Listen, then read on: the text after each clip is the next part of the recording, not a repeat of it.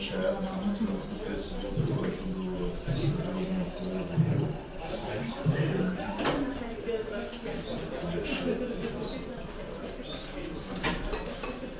a música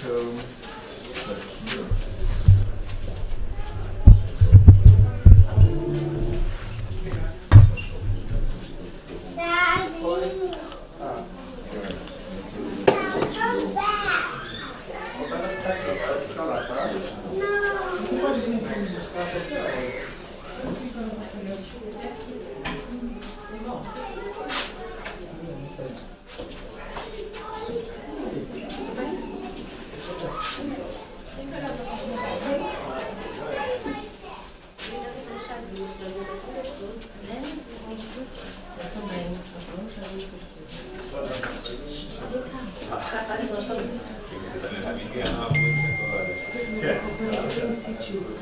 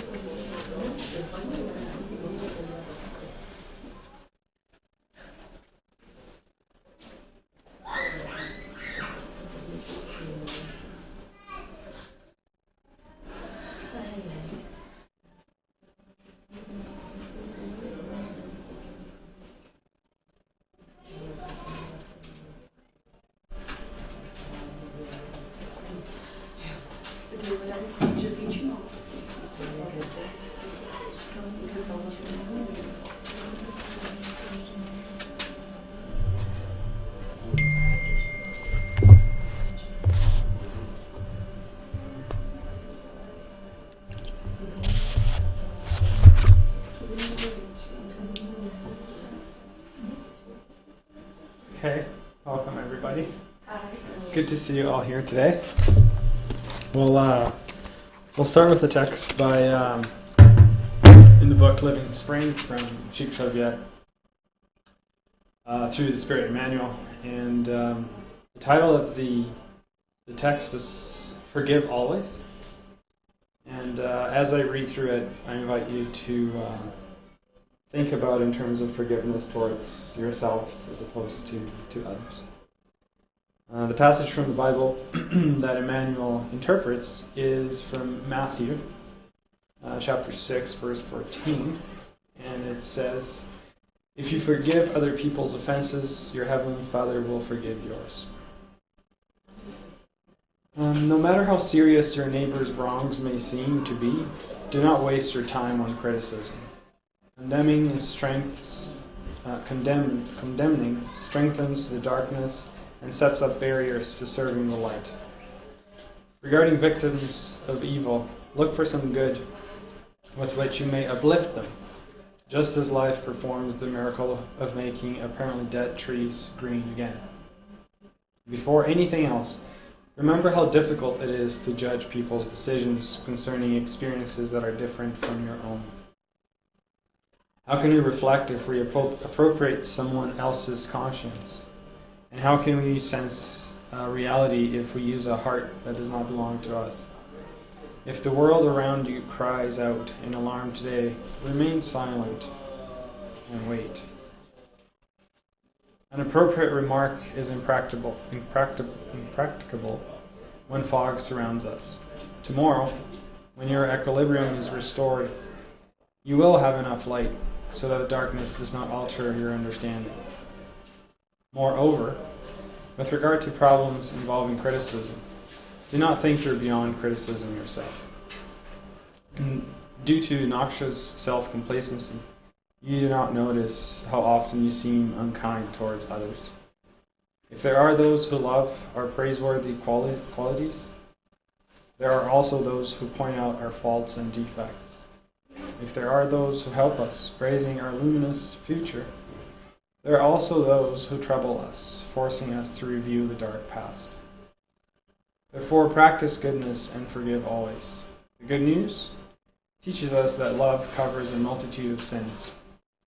Those who forgive, forgetting evil and living the good, receive from the Heavenly Father, in the sympathy and cooperation of their neighbor, the character of self-liberation, making them capable of sublime renewals. Let's put some music and turn the lights off. Thanks.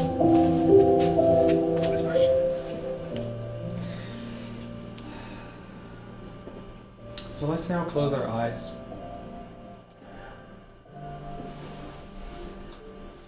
Take a deep breath.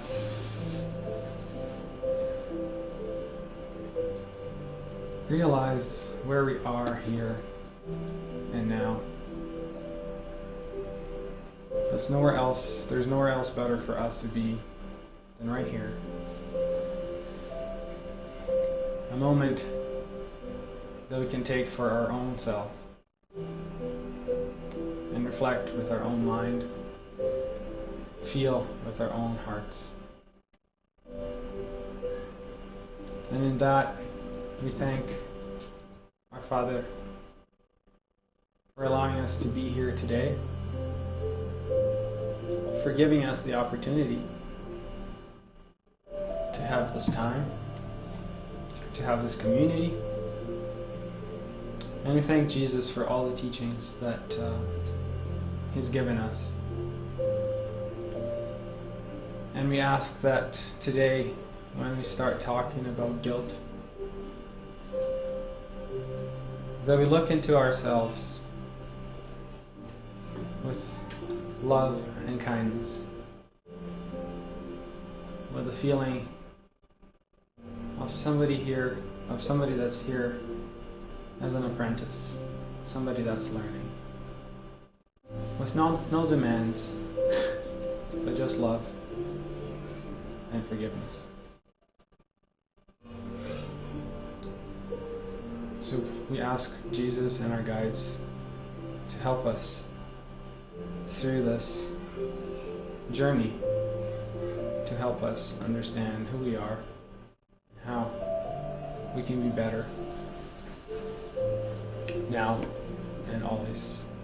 So be it.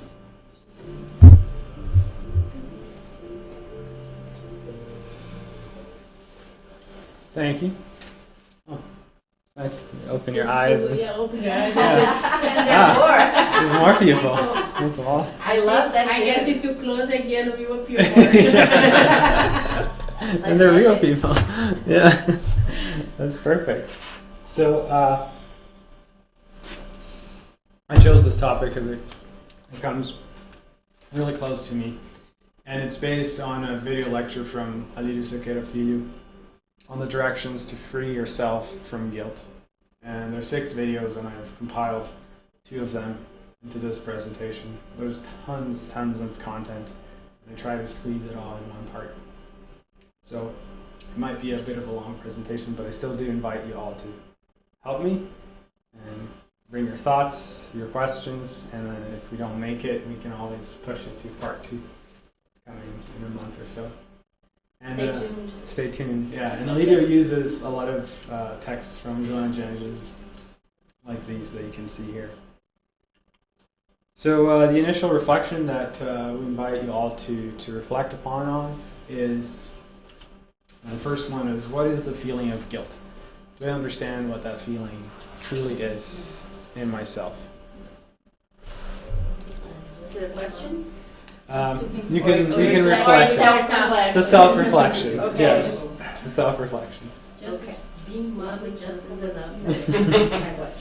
Yeah, And we'll talk a little bit about kids. thank you. We will talk with you. The second one is, how does guilt originate in me? So if I do understand what guilt is, why do I feel it? What brings about that feeling of guilt? And the last one is, if I do know what it is, if I do understand what brings about this guilt, what should I do to actually free myself from it? What are the tools that we have? What are the things that we should be doing to free ourselves from this feeling that tends to encuff us. So, to answer the very first question, what is guilt? See? It's more people know. You didn't even have to close I your didn't even eyes. have to close my eyes. So, Alito says that the feeling of guilt always starts in our unconscious minds as a necessity of punishment. Because our ego is thinking that through punishing us, through this punishment, we'll be freeing ourselves from the offense. So he says here, through the punishment, we are freeing ourselves from the offense. This is what our ego is telling us that we think is correct. Is it the idea that suffering is gonna help me atone for whatever I did? Exactly. I did something bad, so I have must to suffer to turn it around, basically. And because it's something from our ego, it's simply an illusion. Right? I think it's right, but it's not truly what it is. Because I believe that this is a process that makes sense. I do something bad, I punish myself through suffering, and then because of that, that guilt is gone. The bad offense that I did is gone. But we should understand that suffering does not bring us freedom. It does not negate the offense that we did. It's not the suffering that sets us free. But It it's doesn't mean cut for the mistake, right? exactly what changes us, what sets us free, is our willing idea or willing action to do good. Right? It's not the suffering, but it's our own decision to transform it, to do something good. Right? So those are two different things. We have the idea that suffering makes me feel good, or it changes that bad act that I did, but it's not. It's our own decision to make something good with my own efforts. So that's why we say it's an illusion. It's something that seems very common sense, but it's actually not true. Alito talks a lot about this original sin, and I'll try to keep it short. There's quite a few facts around here. The first one, the original sin, as we all know, brings about Adam and Eve, which is something that we've been hearing it for many, many years, and still to this day is quite prevalent, where this is where some of the ideas that suffering or punishment is the result of a fault. Right? So when Eve grabbed that forbidden fruit, they were sentenced to suffering for eternity. Right? So that feeling or that idea that suffering must come after you do something bad comes from many, many ages ago. Now, bringing it to Spiritism and what Alito brought about, re-signifying this original sin with something that might have happened to some of us, is if you're aware of the planet called Capella, which is a planet that many, many ages ago was going through the same transition that Earth is going through now. So it was a planet of trials and expiations, and it was transforming itself to a planet of regeneration. So it's going from a planet where bad dominates to a planet where good prevails. Which the Spiritist books, they show that people that weren't aligned with this transition were exiled to Earth. And Earth was still in the primitive state, and now it's a planet of trials and expiation. And now we're going through a transition to become a planet of regeneration. So Alito says that this exile that some of us might have been through, that also can generate this guilt that we weren't good enough when we were in that planet, so we had to be exiled. Right? So there's many factors from many, many ages ago that might play a role in that sin, in that guilt. And this brings us to think a little bit, and I'm not going to spend too much time on it, but how do we feel about the planetary transition? Especially in the sense, do I feel that this exile that I might suffer, is it a punishment? Right? Being exiled from a planet to another one because I no longer fit in there, do I feel that as a punishment? Or is it a reality and actually an act of love? And the idea here is, if a lot of us see this exile as a punishment, but in turn it's actually an act of love. Because we're being exiled because we no longer, morally speaking, fit within that society. Right? So we're exiled to a place where we go, where we fit more closely. Because if we choose, or if we happen to stay, and they're in a planet that they're many, many moons more morally evolved than us, we're going to feel disconnected. Right? We won't feel that we're belonging in that area. So through an act of love, we're exiled to a country, to a planet where we can relate more. And the other thing that Alito brings us is what we see from João de Angelis and Emmanuel, and also Manuel Filomeno de Miranda. Those three spirits, they tell us about the planetary transition, and they tell us just in a sense as an alert. They're only telling us about it to alert us so we can no longer claim ignorance. But it's not here to bring us fear. It's not here to bring us anxiety of any sort. It's just here to alert us that it's happening, and if we choose to do good, if we choose to love ourselves and do good, we will morally evolve and stay.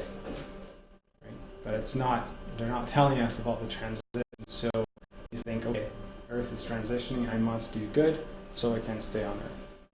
Right? If we're still in that process, again, we're playing that bargain with God that we always talk about, where we're doing something, expecting something in return. Right? But I'm not doing good to stay on Earth, I'm doing good because I love myself, because I want to be a better person. Those are two very different things. And just one last thing here is that Alito mentioned that when he was reading, I forgot the name of the book now, but something about Tibet. He said that the word guilt actually there in their language does not exist. The word guilt doesn't even exist. And through this presentation, hopefully we'll try to re-signify this word to something instead of causing us a burden or holding us back. It's actually pushing us to be better. So it's good to see that there's places around Earth that deal much better with guilt than we do. So we'll look at two psychological causes of guilt. So we talked about what causes guilt. Right?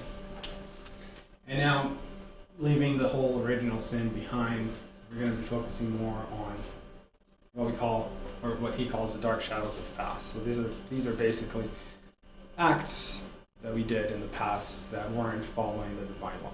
Right? So acts that we did that were wrong, they weren't right. And he says that it starts with a consciential conflict. So it's a consciential conflict because I'm going against the divine laws, right? When I do something wrong, and the divine laws are in our conscience. So if I go against my conscience, it becomes a consciential conflict. And we can see it two ways. We can either see this as an apprentice and learn from my mistake, or I can still carry that feeling of perfectionism, that I must be perfect, and this will lead me to feel rage about myself. So when I do something bad, and I see myself as a perfectionist, like somebody that needs to be perfect right now, that generates rage, generates anger towards our own selves, and then towards others as well. So we start seeing mistakes from others, and we start to get angry, we start to get rage, eventually turning into hate, which is a very, very deep, bad inclination that we have. And that whole thing generates guilt, right? Is that anger that we have towards our own self that generates the guilt. Instead of using that conflict to better ourselves, we drag us into this rabbit hole of feeling rage and feeling guilt. So these are the psychological causes by things that we did wrong in the past. But then a leader also brings something else that talks about an infancy based on our upbringing. So this is the way we were raised. The way we were raised actually can impact whether or not we feel guilt as an adult. Uh-oh. Yeah, so for the kids and the parents in the room, this should be interesting. So I expect you guys to help me because you actually have experienced this. Exactly. Not everything is the mother's fault. No, and we'll talk a little bit about that. So the first thing that we talked about was the shadows from the past. So it's really good to understand or to remind ourselves that the past, it's not determinant, but supporting. And this is a translation that didn't quite work in English. In Portuguese it goes like this: o passado não é determinante, mas sim coadjuvante. So what we're trying to say here is that the past is not determining my action right now. It's not determining the guilt that I feel right now. But it's certainly supporting it. It's part of it. But it's not determining the guilt that I feel now. Determining in the sense of like it's the full reason. Like yeah. It had to be this way because of my past. Exactly. So what you're saying is that it influences, but it didn't have to be this way. It was my choices that made it this way, regardless of the past. That's exactly. Okay. Perfect. Thank you. No, I was just making sure I understood. Yeah, exactly. Right. So the determinant is our present actions. Given those are the ones that we actually have control over. Right? Those are the ones that we are. What I'm doing right now is the one that I have control over it. And if I feel guilt, it's because of those actions that I'm doing right now. And the invitation here that we talk about is self-awareness and self-forgiveness when we're talking about our current state of guilt. And with self-awareness comes responsibility, and with self-forgiveness comes the apprentice feeling. And we bring the word responsibility because this is something that the Spiritist doctrine has brought us very clearly. It talks a lot about the law of responsibility. And Spiritism didn't come to make us feel guilty or to punish us, but to bring us this law of responsibility with the tools that we need to fully understand. Understand it with the apprentice feeling in mind. Understanding that we're here to learn and not to punish us. It might sound very easy, however, we have something in the middle that stops us from utilizing the law of responsibility, to utilize the apprentice feeling towards our self-awareness and self-forgiveness. And this is something that we call moral laziness. Leo quotes it, moral laziness. It's our laziness to morally evolve.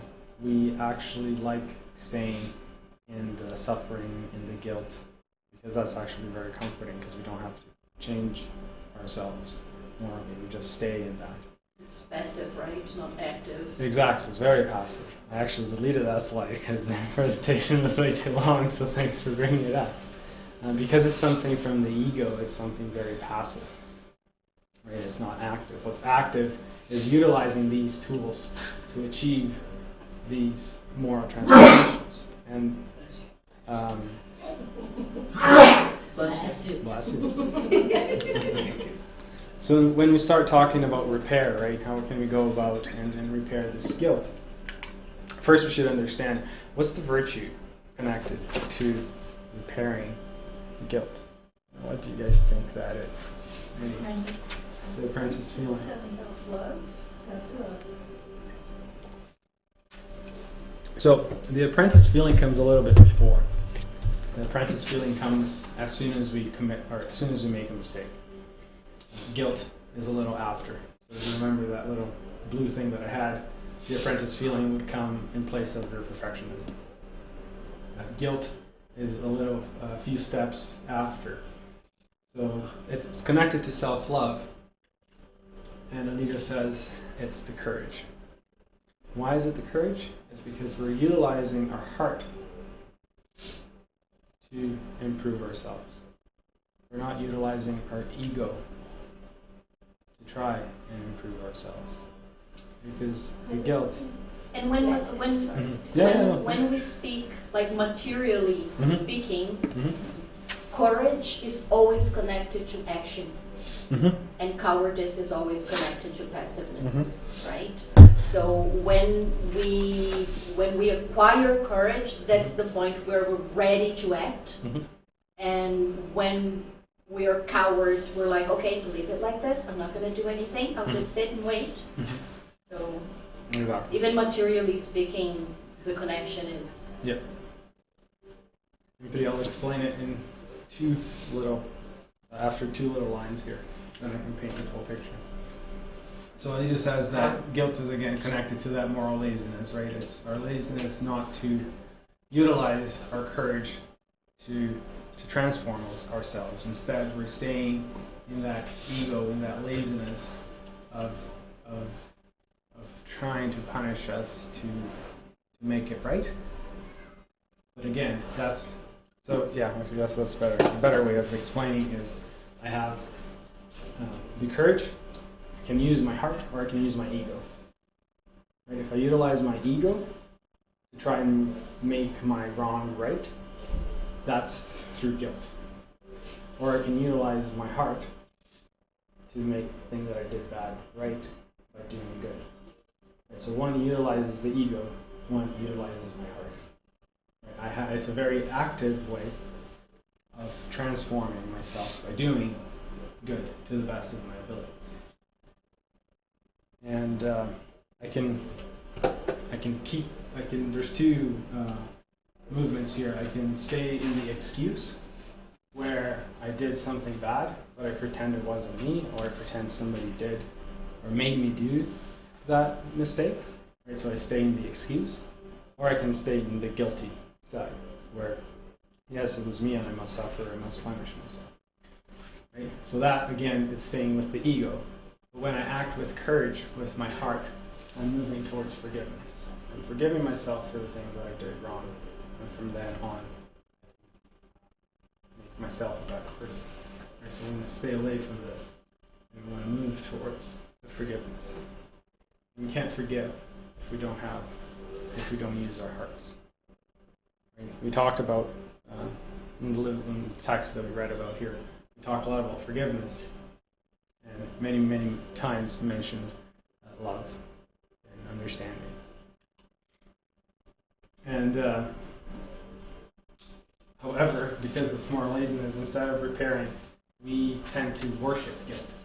And again, this is like translation doesn't really work very well here, so I'll try to explain what this worship of guilt is that Aliyah brings about. Trying to understand still. Maybe courage is the virtue that you can suppress the guilt, because you have to have a lot of courage to keep trying, knowing that probably sometimes or most of the times you will do the wrong again, but you have to keep trying instead of staying the guilty feeling that you fail, you're not going forward. Maybe the word suppress is not the right word. Yeah. You don't want to suppress it, you want to change it. And courage, like if you do remember Técnica Parda, P, perception, A, acceptance, R, reflection. So when you get to the point of guilt, that means you already realized you made a mistake, so perception. You already accepted it was a mistake, otherwise you wouldn't feel guilty. You have already reflected, that's why you're feeling guilty. So courage is the point of decision. That's what's gonna get you to act in order to transform the feeling instead of suppress. Suppress is when you put it under the carpet and you keep going and it's gonna come back and bite you in the behind. Mm-hmm. So instead of suppress, transform. Am I right? That's exactly. I couldn't have done a better job myself. Now I got it. Okay, Thank perfect. you guys. Yes, yeah, that's. There you go. Thank you for the question, right? Yes, absolutely. I'm sure you weren't the only one. Sorry, Victor. No. I jumped in. Sorry. Thank you. It's really good. When we talk about worshiping guilt, which is something that's related to sometimes why it's so hard for us to utilize our courage, it has to do with how we've done so many wrong things in the past, And we've always utilized guilt as a way to freeing ourselves from it. But we know that's not the right way, which means the guilt is always piling up within us. Right? So this piling up of guilt, that's what he talked about as worshiping guilt. We're always believing that's the right way, and because that's the right way, we're keeping it within ourselves. So we're just piling it on and on and on. And a sign that we have, that we are piling on, that we have a lot of guilt, is when we do something wrong, we do something bad. But it's really tiny. It's really small. For some reason, the guilt that we feel is huge. Sometimes the guilt that we feel is disproportional to the bad thing that we did. It's because sometimes we bring about a rush of guilt that we have within us. It's like, hey, it wasn't that bad, but no, you're feeling terrible. Maybe it's the guilt. last drop, right? Yeah, it's all that drama, or the last draw, exactly. Because we still have a lot within ourselves. And even socially speaking, like I was born in a Catholic household, and guilt is necessary. Mm-hmm. Because if you don't feel guilty, that means you don't recognize you made a mistake. And I think society in general has accepted this misconception, this sophism. It doesn't feeling like if you don't feel guilty, that's because you don't care about the mistake you made. So not feeling guilty is not normal. Exactly. And we'll see how that's unfair to us, how they're being really unfair to us when we go through that movement. So worshiping guilt is when we do something bad, we feel that rage, that anger that drives us to feel guilt, and we can't transform it because we're still in that moral laziness path. Whereas repairing it is simply learning from our mistakes. And when should we do this? When should we look into repairing it? We should start now. Right? There's no better time than today to start it. So if I make a mistake today, how am I going to see that mistake? Right? Am I going to feel as an apprentice and use that to improve myself? Or am I going to feel angry at me? Am I going to feel guilty? I'm going to try to punish myself for having done that mistake. And we do carry, like I said, a lot of guilt from the past, and that's going to take a while to repair. Right? It won't be an easy process. It'll take effort, and we shouldn't expect it to be free from guilt in a week from now. Right? So what we can and what we have control over is the actions that we do today on. Right? So let's start today, and then as we get better and better at this, we'll be able to start freeing ourselves from our past guilt. Let's not stay with those ones and look ahead and start now. And there's a lot of moms here, so I'm a little afraid to say all this. Go ahead. But there is a few things that Alita talked about when it comes to childhood, the guilt that we feel from our upbringing or the way we were raised. The first one that he brings about is raising as a child or as an adult. So when we raise our kid, are we raising them as a kid, understanding their limitations because they're kids? Or are we raising them as an adult? Are we expecting behaviors of an adult, not a small little kid? Right? So that's the first reflection. I'm not going to say what's right or what's wrong. These are just reflections. The second one is convenient to the adult. So the reflection here is the things that I do when I'm raising my kid. Is it just because it's more convenient to me? Or am I doing things that are better for the kid, for the child? And the thing that we usually talk about here is am I just giving them a tablet and go away? Or am I actually taking the time to spend time with them? Learn from them and teach them. What is the movement that we are doing here? And why can this generate some guilt in the kid? And especially raising them as an adult as opposed to a child.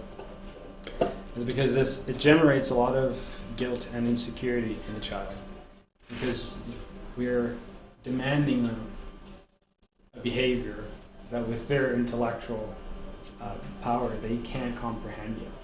Right? We're trying to extract a behavior from them that they'll never think about behaving that way because they just can't get that far. Right? They're still kids.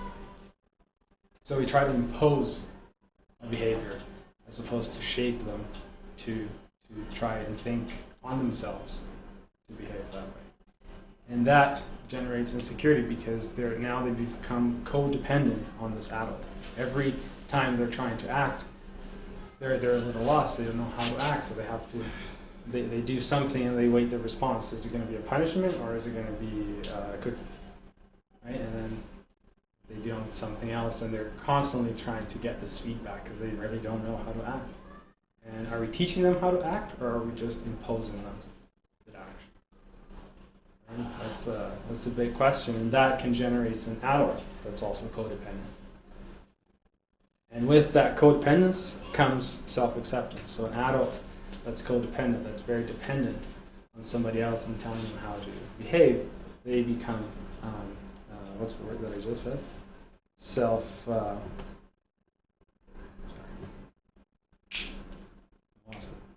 Acceptance, yes. It's really hard for them to accept themselves because they truly actually don't really even know who they are.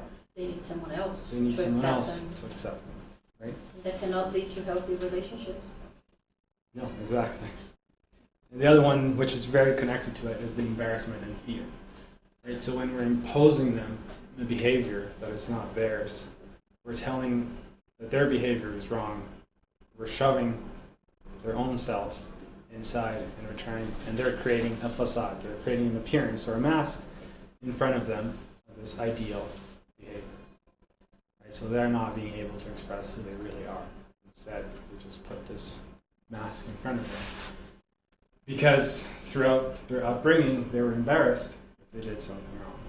Or afraid punished. to be punished. Exactly, right? Those two. The fear and the embarrassment that comes from those actions. And we have the two extremes in terms of raising. We have the castrators and the permissive ones. So the castrators are the ones that are constantly punishing them so they become dependent.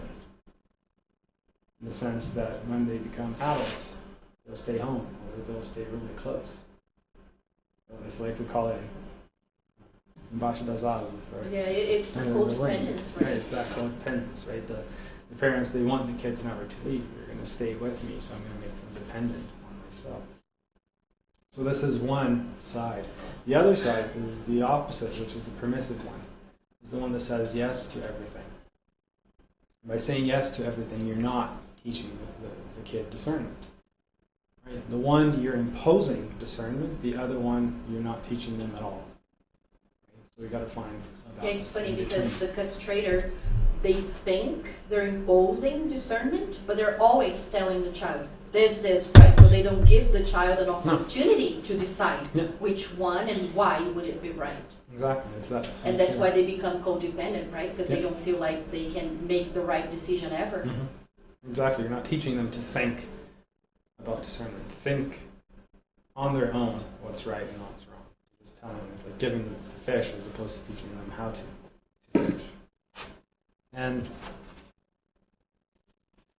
so the last one is guilt is a persistent and dangerous tormentor that deserves the urgent psychological guidance due to criminal past or our childhood education. Right? So there's two major things that can bring about guilt.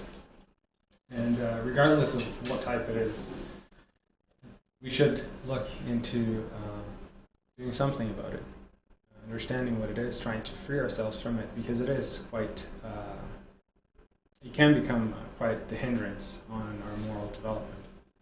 And let's just remind ourselves too, the parents are like any other spirit, right?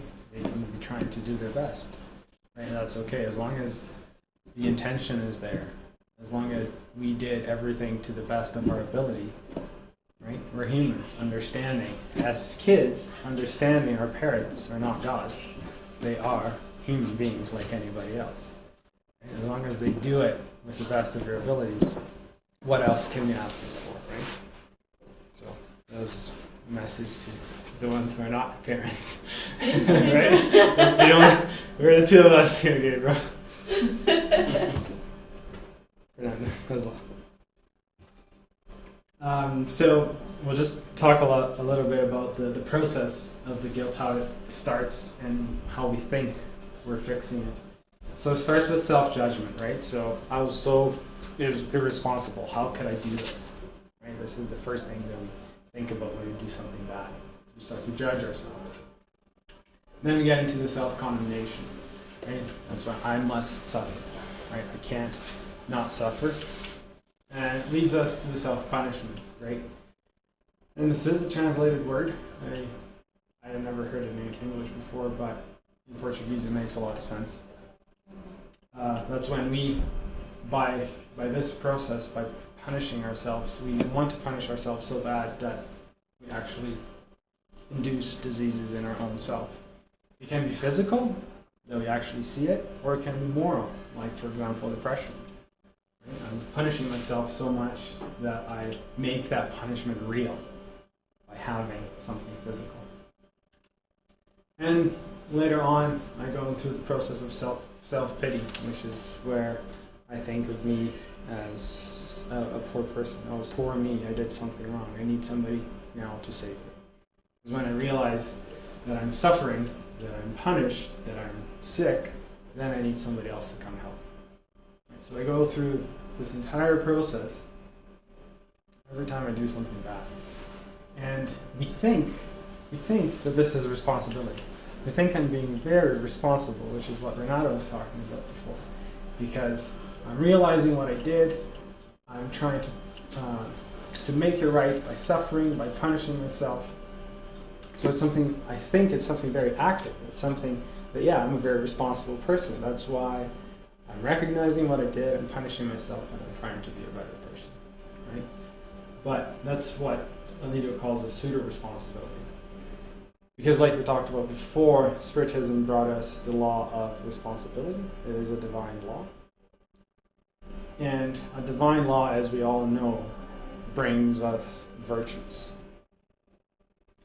But if we go through this movement, if this was truly a responsible movement, we wouldn't be feeling rebellion, we wouldn't be feeling perfectionism, we wouldn't be feeling pride or lack of love when we go through this. Or angry at ourselves. Or angry at ourselves. But those are all feelings that we feel when we go through this.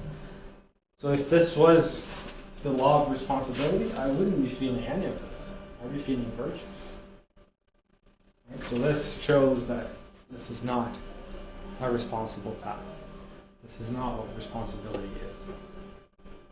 Which addresses what you're bringing about before, right? Even though we might think this is the responsible way of behaving, because it brings about these feelings in ourselves, we know for sure it's not a divine law. It's just a mask. It's just a pseudo-responsibility. And that brings us to talk about the right to mistakes.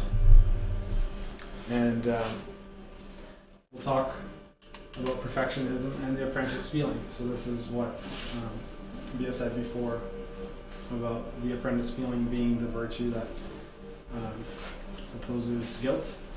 So apprentice feeling has to do with perfectionism, which comes before the feeling of guilt.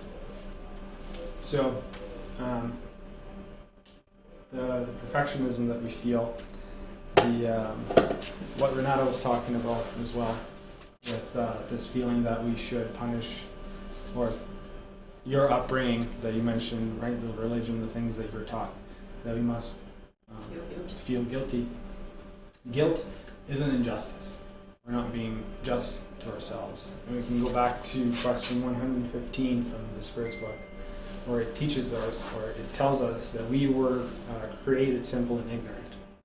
Right? And if God created us simple and ignorant, He never expected us to get everything right. Because otherwise He wouldn't have created us simple and ignorant. He would have created us perfect. That way we wouldn't make any mistakes. Right? So by creating us that way, we have the right to make mistakes. We're not encouraging people to make mistakes, but it's understanding we have the right to make mistakes. Right? So guilt, the feeling of guilt is unfair to us. We're expecting something that we can't not give. It's like expecting a kid to be an adult. Right? It's just something that we can't because we're not there yet. I'm sorry, you're gonna have some trouble with this later. Name someone else. Oh. And when we really truly believe in this, that this is the right way, we're feeling omnipotence and prepotence towards ourselves. The omnipotence comes that we feel that we are better than God because we're trying to create a new law called the law of punishment. And we're creating that as something that has to happen for us to improve. And prepotence comes from us trying to be perfect when we can't be perfect in this lifetime. Right? We're still here to learn. We still have a lot to learn, so we're demanding something that we just can't possibly achieve in this lifetime. So this is the perfectionism. And then the apprentice feeling would be the opposite, which is thinking about the right to make mistakes and also the duty to repair. And so those go hand in hand. And the it's really important to understand the right to make mistakes, and also that the duty comes with it to repair it, because this repairing, this effort that we do to repair it overcomes the embarrassment that sometimes we feel when we make something, when we make a mistake. Right? So it's this process that we go through that we might feel embarrassed when we make a mistake, but if we realize that we have the right to it and that we are working towards making it better, then embarrassment goes away. And I call it the mastery of Joanna Jones, or maestria, because she said this in a way that I found really, really appealing.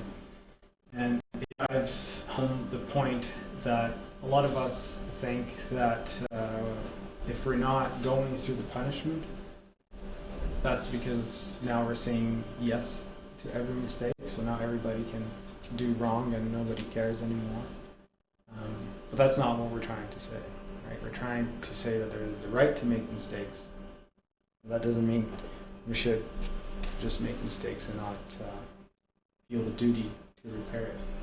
So she says, the right to make a mistake is not a permissive attitude towards our new mistakes, but the right to be human. Understanding that we are human, accepting us as humans. And who are the humans, right? They're allowed to succeed or to fail in our endeavors. Learning through experimentation, which is not always a crown of success, right? Understanding that we're not always going to get it right. We're not always going to have the crown of success in everything that we do, right? Nevertheless, right, when we make mistakes, when one is aware of the mistake with skill and interest, it is possible to turn it into a blessing, because through it one learns what not to do. And the skill and the interest here are very important. The skill is the skill of having the apprentice feeling, right? Understanding that we are humans, we can make mistakes. Skill is also understanding how to make it better. And the interest is the will to do so. Because I can know the apprentice feeling, I can know what I have to do to make it better, but if I don't want to, if I want to stay in that moral laziness, I'll stay there. I can know as much as I can know all the books, but if I don't make that conscious decision to make me a better person, I won't move away from it. So that's just saying that the right to make mistake is not a permissive attitude. It's very different than that. It's very active. Since we talked about the apprentice feeling, an exercise or a question or a reflection that a leader brings to see if we are feeling as apprentices or if we are not, is how do we behave when we succeed or when we fail. So the first one, when we do succeed, when we do something that was right, when I get it right, he literally uses the word peacock. So that I feel like a peacock, opening my feathers and trying to show my success to everybody else. whereby I'm, which was something Nada said before, which is where I am trying to get others to see that I did good, so I feel that approval. Or am I just content with my own self because I did something right? Do I still need that approval from others, or am I just happy with myself? And then failure, how do I feel like a failure? So instead of the peacock, he used donkey. So I feel like a donkey, where I feel myself very small, I want to hide. He uses the word drowning us in the abyss. We're either trying to hide the mistake that we made, or if everybody knows about our mistake, we're just hiding it and we don't want anybody to see us. So those two movements, if we said yes to any of those, that's because we're still learning about the apprentice feeling. We're not truly living. We're not truly understanding what it is. So just to talk about the failure rate is understanding I made a mistake, but I did my best, right? To the best of my abilities, I tried, but I just couldn't succeed, right? Because I still have a lot of ignorance with me, which I can use to learn from it and fix it, right? So there's many actions that goes here. First, right, is doing my best, right? And even if I did my best, is understanding that I have a lot of ignorance with me, and then from that learning, I choose to go and fix it. All right, it's an active, very active path. And this little sentence is very important. So at the level of feeling in the heart, it is more laborious due to past faults. So what does that mean? If you've been coming to FSS, you've probably heard about the word apprentice feeling before. This is not a new word, right? It's one of our virtues that we have every month. So we always talk about it. So we know about it. It's in our minds. But bringing it to the level of feeling, right, bringing it to our hearts, so every time we make a mistake, we instantly feel as an apprentice. Right? We don't have that perfectionism. We don't try to punish ourselves right away. It's still really, really tough to do. It takes quite a bit of time. And that's because of our past faults. We have done many things in the past where we've used that punishment. So we're used to doing that, right? That's a movement that we're constantly doing. So now we've learned about the apprentice feeling. So we just gotta slowly work towards bringing it to our feeling. Let's not expect to feel apprentices tomorrow. Right? It's understanding that bringing it to the feeling, bringing it to our hearts will take some time because of our past. But it doesn't mean that we can't start now. It doesn't mean that we won't be seeing changes pretty quick. We will, but those won't be complete. Right? It'll still take some time. And a couple last slide on happiness. And this is something that Alito said that touched me a little bit, because I've heard this being said by some people before, where in this movement of guilt, right, I'm constantly punishing myself, I'm punishing myself, I'm rejecting myself. So with that, I'm always seeing the bad things in life, right? I'm very pessimistic. I'm in that process, where that eventually generates a disbelief in happiness. I feel happiness is so far away from me, it's like an utopia, that I start to think that it's not true, it's just not real, I can never get there. It's not something achievable. And this is really sad, because again, question 115, the spirits taught us that we were created simple and ignorant. Through our incarnations, find and develop our happiness, right? So it is achievable, and we can feel it. But sometimes when we are in the self-punishment and in self-rejection, happiness seems really far away, because we can't feel it. Right? We're suffering a lot, and the invitation is that we can always find liberation through love. Right? Love is always the answer to change or transform any of the feelings that we have. Right? When we feel love, sometimes we feel some things that we didn't even know were possible to bring us away and out of that suffering. And there's about 6 things here that Alito says. So, respecting life, loving our life, working towards our progress, building happiness, right? Understanding that happiness is something that we build. It's not something that we're born with, right? It's something that we work towards. The golden rule, for example, doing unto others what we wish were done unto us. And then persevering through all that, right? That can eliminate this possibility of guilt. That brings about that feeling of apprentice, and from now on we won't be feeling that guilt anymore. We're still transforming the past ones, but from now on we can always stop feeling that guilt. And I just want to end with a passage from John, chapter 8. This is when Mary Magdalene was at the square about to be stoned, and Jesus asked, well, who's never sinned, be the first one to cast the stone. And then they started leaving the square, and all of a sudden there was nobody else there. And then Jesus asked Mary, so did anybody find you guilty for that act? And then she said, no, everybody left. So then he said, and I don't find you guilty either. Right? Go now and leave your life of sin. So if Jesus didn't find her guilty, Jesus didn't condemn her of the mistakes that she did, who are we to condemn us or to guilt us into the things that we did? That's all I had. And hopefully, with the apprentice feeling and a loving feeling, we can, next time we make a mistake, think about that and see how are we treating ourselves afterwards. And do you guys have any questions? No? Thank you very much. Thank you, and thank you for helping me. Thanks for helping, and there's part 2 and 3 of this eventually, sometime next year. Thank you, and I think, do you know if the kids have anything? I don't think Pretty so. sure they're singing a song. Yeah, Oh, we're singing a song. singing a song. Yeah. I don't Is know that why if you came here? sent it to us, One but another.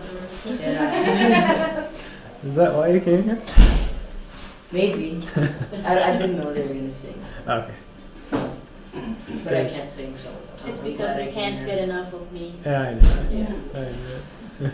But See? Yeah. Okay. ja, vi ser que disparem. Okay. Cool.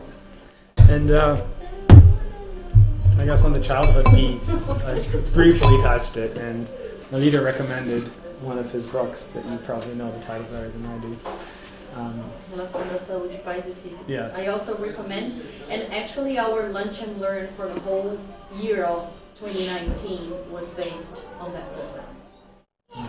Yeah, that's And good. we have another meeting first Sunday of December, so And it was a slide that I wanted to bring, so I don't know. Got the kids.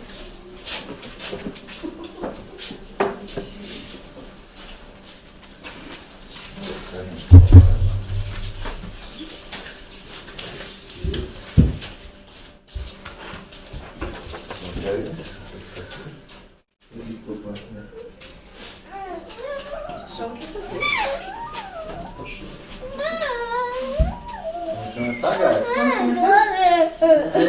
Vem, tia, vem, tia, Tá vai com você. chorando lá, mano? Não, ela não vai chorar. Vem, vamos lá. Vamos fazer junto, tá? Vamos fazer junto? Vamos? Então vamos lá. Como é que é? Como é que é? Love one another, love one another, love one another, yeah, one another, one another, as Jesus loves you.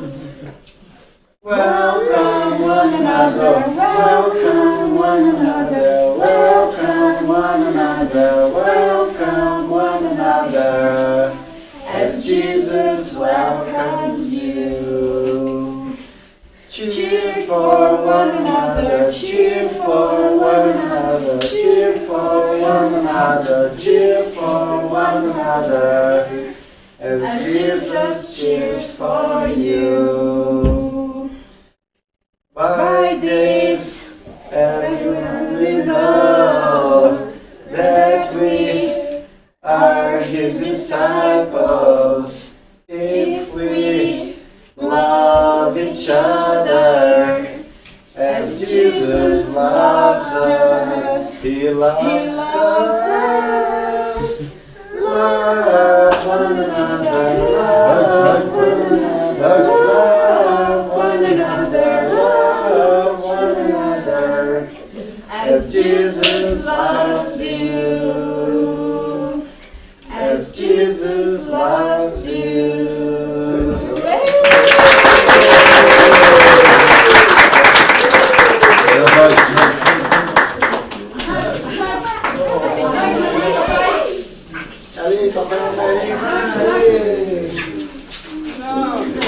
Vamos lá.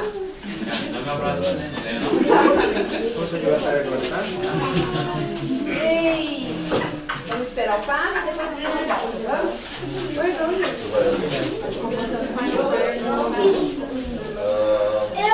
Eu era o principal para se for Lucas.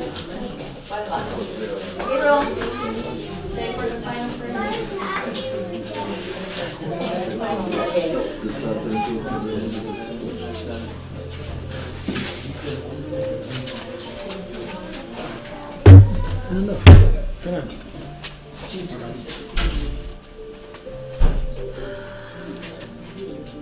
a oração final. Let us close our eyes and remind ourselves of that image from Jesus that we saw. Or the image of the kids showing us the love. Or the kids coming to hug their parents with love.